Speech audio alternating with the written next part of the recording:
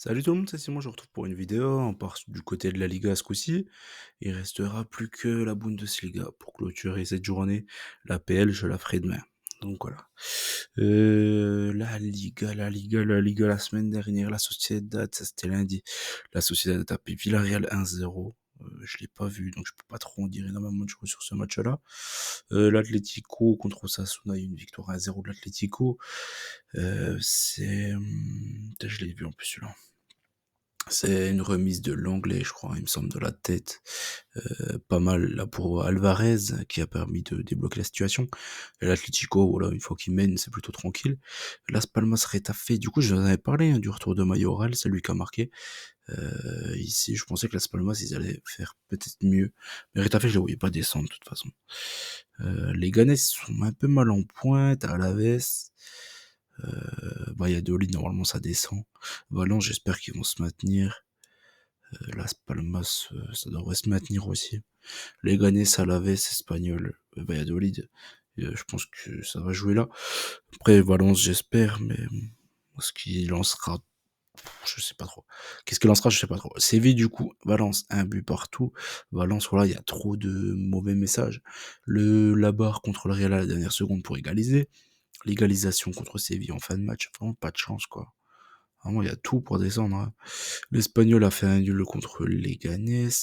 Valladolid contre le Betis. Le Betis a réussi à perdre à Valladolid. Le Betis qui est clairement l'équipe la plus dure à parier d'Espagne depuis bien longtemps, malheureusement. C'est injouable, hein. Franchement, le Betis, franchement, le résultat, ils sont injouables. On comprend rien.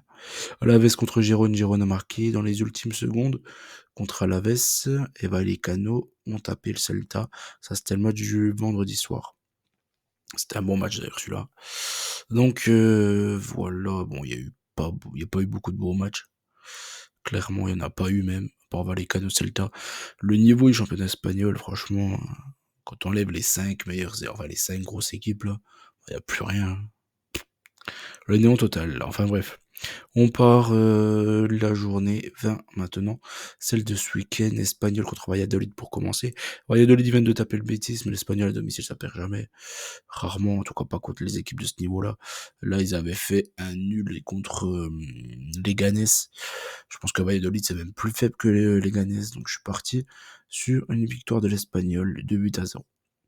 Gérone contre Séville, là c'est dur, hein. Séville, ils ont fait un nul contre Valence dans les dernières secondes. À l'extérieur, ils perdent quasiment tous leurs matchs. Gérone à domicile sont quand même bien plus forts qu'à l'extérieur. Donc je suis parti sur une victoire de Gérone. Les Ganes contre l'Atlético, les Ganes ils ont vraiment besoin de points, mais l'Atlético s'ils veulent vraiment jouer le titre, c'est exactement le style de match qu'ils sont obligés de gagner. Donc je vais faire confiance à l'Atlético. Je me dis que c'est leur saison et j'ai envie d'y croire. Franchement, j'ai envie d'y croire à l'Atlético cette saison. Je me dis qu'il y a tout en leur faveur, hein. T'as le Real, ils ont des gros problèmes. T'as le Barça, ils ont déjà des points de retard et en plus, ils ont du mal à se concentrer, tous les matchs. Donc je me dis que l'Atlético, c'est leur saison et ils sont obligés de gagner contre une équipe comme les Ganes, quoi, clairement. Betis contre Alaves, le Betis, on va passer de toute façon. Je pense qu'ils devraient quand même gagner contre Alaves à domicile. Ce match, à mon avis, pas très beau à voir. Donc je pars quand même sur une victoire du Betis, mais vraiment faible. Je suis reparti sur un but 1-0 tout pourri. Retafe contre le Barça, bah, je l'ai mis direct. Le Barça devrait réussir à gagner contre Retafe. Retafe qui est quasiment leur bête noire, hein, dans ce championnat. Retafe, je crois que ça fait 4 ou 5 ans qu'ils sont pas allés gagner du côté de Retafe. Le Barça. Mais le Retafe a aussi eu un match de coupe comme le Barça. Le Barça, j'ai l'impression que ça tourne quand même bien, hein. Je veux dire, s'ils gagnent pas là, cette semaine-là contre le Retafe, ce serait quand même grave parce que ces derniers temps, ils tournent vraiment bien, hein, le Barça. Donc, enfin là, ils ont fait une énorme semaine. Donc, je me dis que contre Retafe, ce serait vraiment dommage de passer à côté de cette victoire-là, hein, ces 3 points qui leur tendent les bras. Je pense qu'ils sont capables de le faire. Après, encore une fois, il y a la Ligue des Champions la semaine prochaine.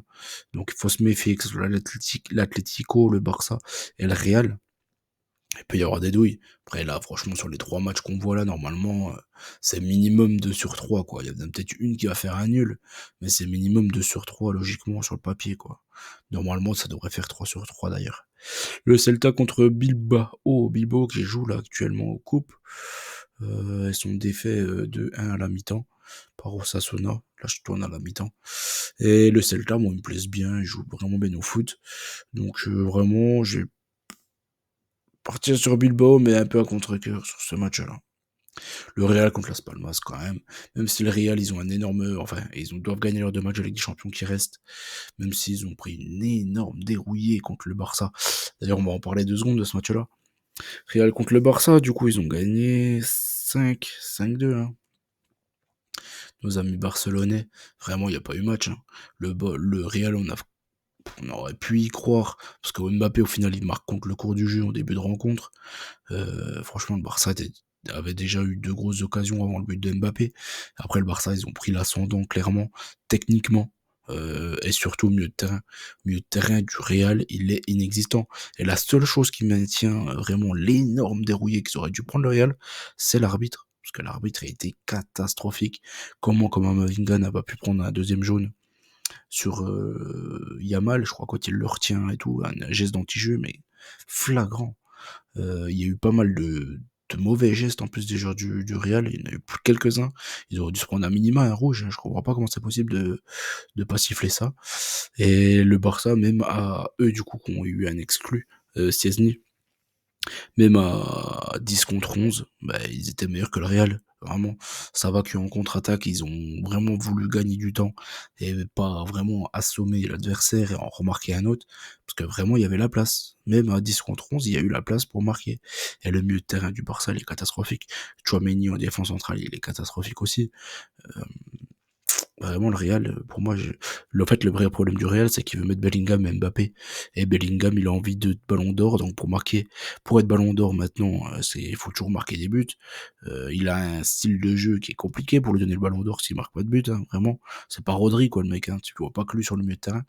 Donc, voilà, il est obligé de stater. Pour stater, il joue plus haut. Et du coup, ben, il casse le milieu de terrain. Pour moi, Bellingham, en fait, c'est lui, hein, le vrai problème de cette équipe-là.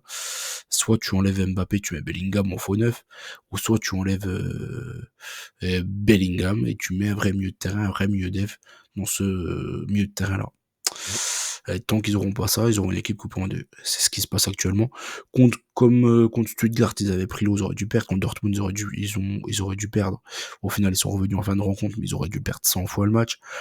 Il y a eu énormément de matchs, hein, que les Real sont sortis grâce au génie de Vinicius par-ci par-là, mais dans le contenu du match, ils doivent perdre mais tout le temps, quoi, quasiment. Donc ça va être très compliqué pour eux. Je vois pas trop ce qu'ils pourraient faire. Là, j'ai vu qu'ils parlaient d'enlever Rodrigo. Pourquoi pas, mais je suis pas sûr que ce soit vraiment l'issue. À mon avis, le vrai problème, c'est Mbappé, Bellingham. Et quand t'as 2 grosses stars comme ça, bah, c'est impossible d'en sortir une. Donc, à part de le transférer, tout simplement, je pense que c'est ce qui va se passer très prochainement. Il devrait y avoir un des gros devant qui devrait partir, je pense. Osasuna contre Vallecano.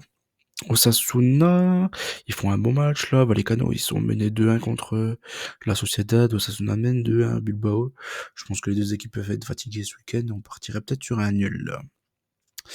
Valence, Sociedad, j'ai envie de croire à Valence, mais la Sociedad c'est compliqué à jouer, très très compliqué. Je pars sur un nul, mais encore une fois, là, c'est un match bidon. C'est pas un match à jouer. Villarreal contre Mallorca ensuite pour terminer. Je vais faire confiance à Villarreal. Franchement, je me dis qu'ils sont capables de l'emporter à domicile contre Mallorca. Ça va être un match certes compliqué, j'imagine, mais le petit Bernie, je pense ils ont de quoi le gagner ce match-là. Ils ont quand même quelques bons joueurs. Même Pape Gay, il fait une bonne saison du côté de Villarreal. Là. Donc voilà, j'espère que la vidéo vous a plu. N'oubliez pas qu'on gagne, on perd ensemble. Je vous souhaite bonne chance à tous. Et je vous dis à très vite. Ciao tout le monde.